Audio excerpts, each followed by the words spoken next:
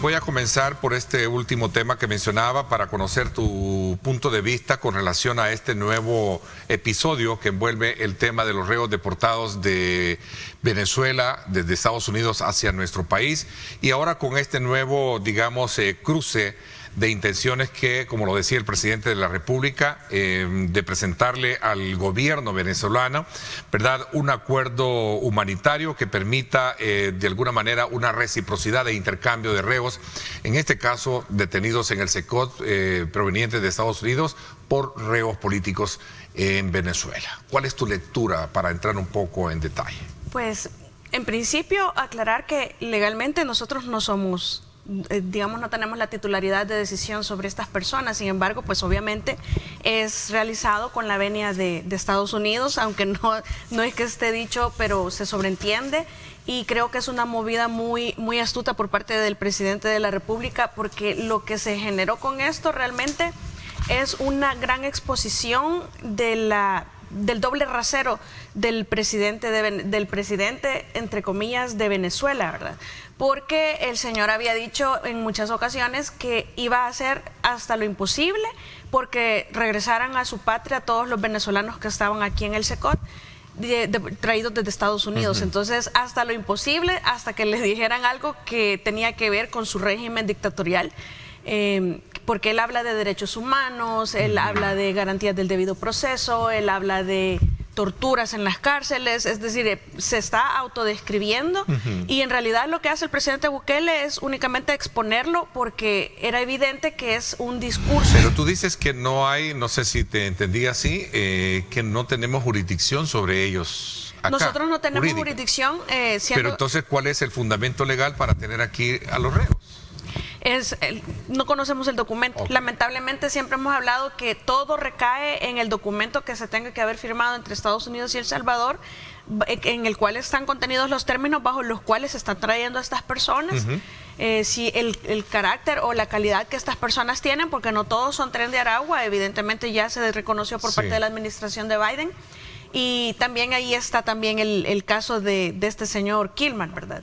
Pero como no conocemos los marcos del documento o el contexto del documento sí, pero no el contenido, entonces lo que nos permite nada más es asumir que esto es una movida entre El Salvador y Estados Unidos, en donde creo que es El Salvador prácticamente quien está guiando. Veamos el objetivo que persiguen: llevárselo para que se lo traigan con el debido proceso.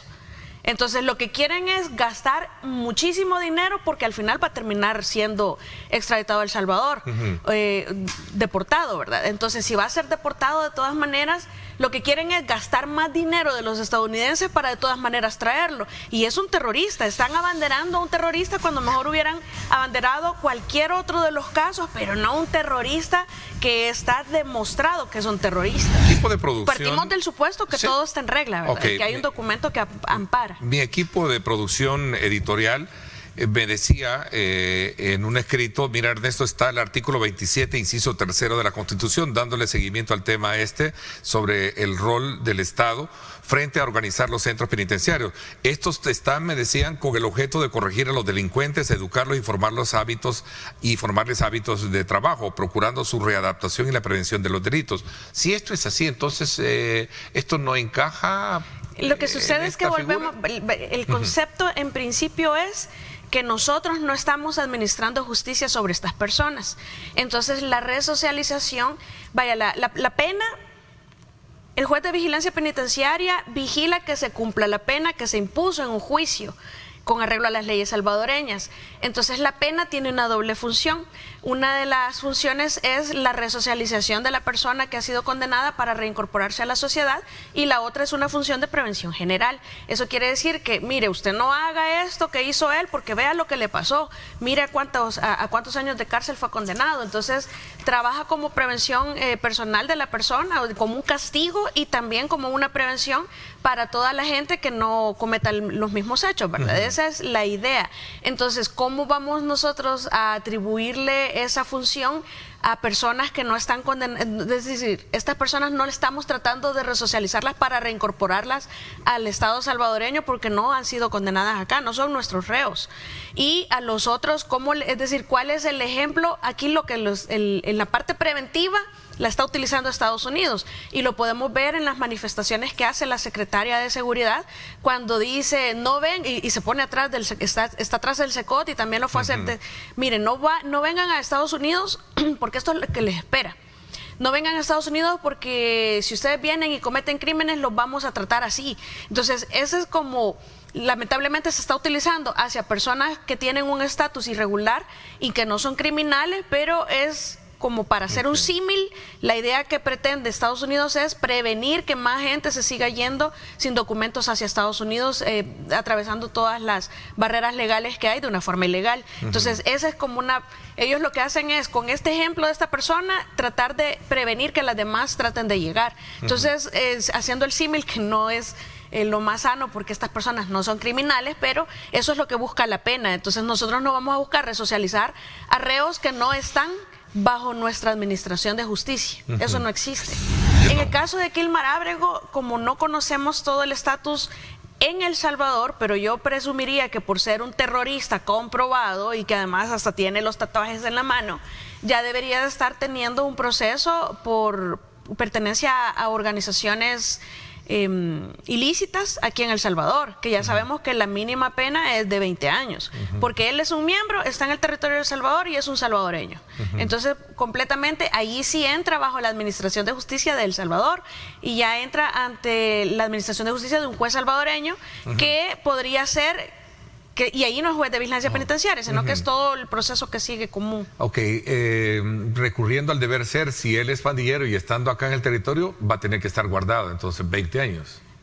Kilmar. No es que va a tener que estar guardado 20 años, está supuesto a poder quedar condenado para quedar guardado un mínimo de 20 años. Guardado para entenderlo, bueno, es decir, sí, no, yo te entendí, por eso te seguí la narrativa. En realidad es guardando prisión en calidad de procesado, como están todos los del régimen. El resto, ¿no? Ajá. Ya va a quedar en calidad de condenado hasta que en juicio se determine su culpabilidad, que en este caso yo lo veo facilísimo porque tiene hasta los tatuajes, tiene el antecedente de Estados Unidos que 2 jueces lo determinaron ya como pandillero y pues aquí nada más le falta esperar que el proceso corra para que sea declarado terrorista, culpable del delito de agrupaciones y condenado a 20 años y entonces ya con la condena, si no hay recursos que interponer, me imagino que van a mandar abogados los demócratas otra vez y porque la señora ya está feliz, ¿verdad? Con pisto y sin el que la golpeaba, sin su agresor, porque en realidad ella no es que lo haya perdonado, como dijo en una entrevista la esposa de Ábrego, lo que sucede es que a estos señores no se les puede dejar. Sí, pero hasta entonces entraría, cuando ya esté firme esa sentencia de Ábrego, un juez de vigilancia penitenciaria a vigilar la ejecución de la pena de Ábrego. He escuchado por ahí también algunas posturas, incluso de la población misma, cuando se expresa decir de que será que El Salvador se está prestando para ese juego de presionar a Estados Unidos a Venezuela para todo su cambio, digamos, de sistema político.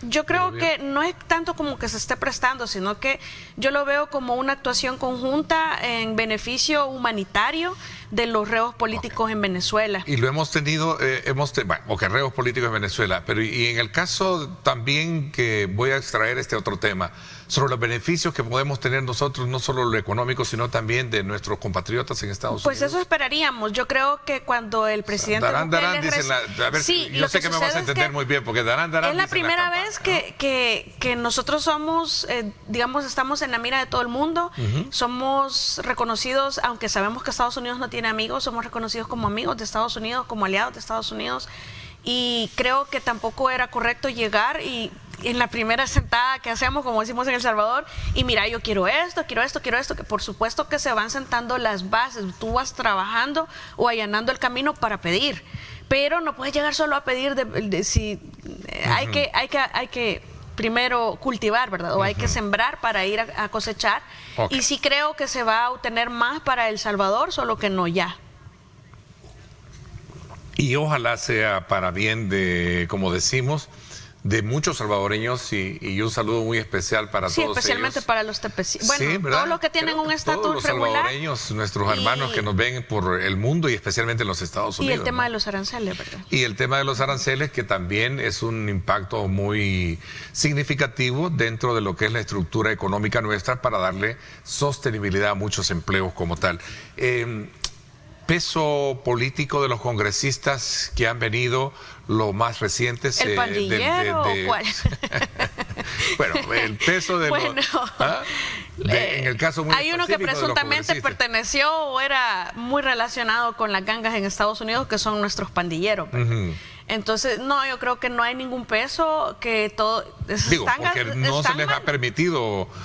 bueno, al primero, señor Banjal sí estuvo, ¿verdad? Con él, pero ellos que quieren saber, no se les ha permitido. Curiosamente, porque no quieran, este Van Hollen, creo que se llama. Sí, Van Hollen. Curiosamente, este señor en el 2017 o 19 increpaba a Trump para actuar con firmeza ante la MS. Curiosamente, hoy está defendiendo, dice él, el debido proceso de un salvatrucho, ¿verdad? De un marero. Literalmente es un marero. Hubieran elegido cualquier otra bandera. Es que se ven mal, se ven como en El Salvador.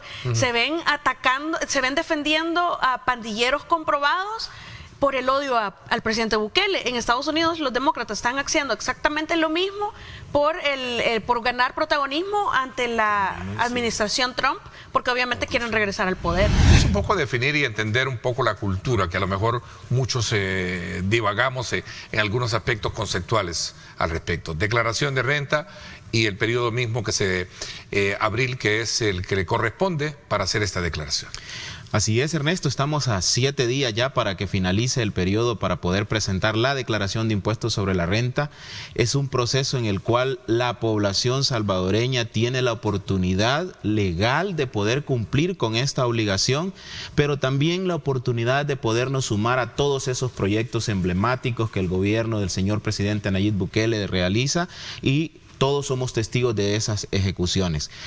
El impuesto sobre la renta, hablando un poco del tema de cultura tributaria, es un impuesto directo, es un impuesto que va íntimamente relacionado con lo que es las utilidades que tienen tanto las personas naturales como también las personas jurídicas. De ahí entonces radica la importancia de poder sumarnos con parte de esas utilidades que toda la población salvadoreña genera para poder ejecutar todos esos proyectos. ¿Quiénes están aptos para declarar según la tabla de ingresos? Sí, es bien fácil de poder, tener la idea general, ¿no? Todas aquellas personas que hayan obtenido ingresos de 472 con un centavo en adelante, estas personas ya han sido sujetas de una retención de impuestos sobre la renta. Los que ganan el salario mínimo, por prácticamente, decir. Bueno, un poco más. Y a partir de ahí, a partir de ese momento, entonces, tienen la obligación de poder presentar la declaración de impuestos sobre la renta, pero